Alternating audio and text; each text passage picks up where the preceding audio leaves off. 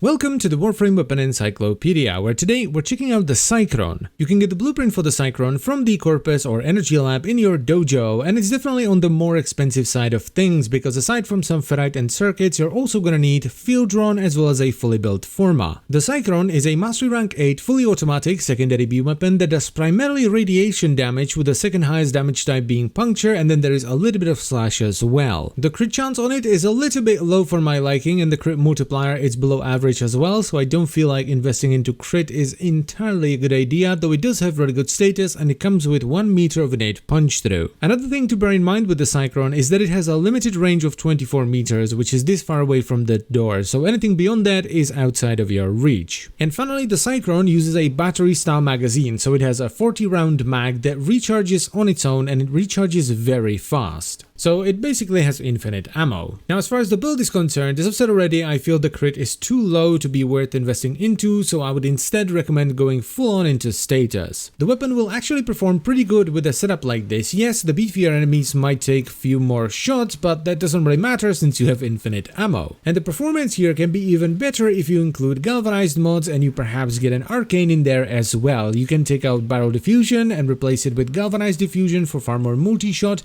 and you can take out Pact and replace it with galvanized shot for a bunch of extra status and damage. But there is another thing you can do with the Cycron if you want to, and that is to build it as a status primer for a melee weapon that's running condition overload. And in that case, what you're gonna do is simply take out all the unnecessary damage and replace it with utility and more status stuff. So here I'm running amalgam barrel diffusion, so I get the dodge speed as well as sure shot for the extra status and ruinous extension for the extra range. Now, if you're not familiar with status priming, what it means is basically taking advantage of condition overload, which is a melee mod that increases the weapon's damage based on the number of different status effects you have on the enemy. So if I take a glyph with condition overload and I throw it at this enemy, you can see the damage is not great, but if I first prime them with a bunch of status from the Cycron and then I throw the glyph, you will see that the damage ramps up quite significantly. This is what status priming means, and it's used in very high level endgame versus some of the beefiest enemies that are too beefy even for some of the strongest melee weapons. And the Cycron is really good at it, but it's not just the status. High status chance does not a status primer make. The Cycron is also very reliable in the way it procs status, and it has infinite ammo with perfect accuracy. It is not the best one out there. The Tenet Cycron, which is just a better version of this, and even the Kuva Nucor are better because they chain to nearby enemies, but this is definitely a good start. And because of that, I think you should give the Cycron a shot. It was absolute garbage when it first came out, but right now it's actually pretty good.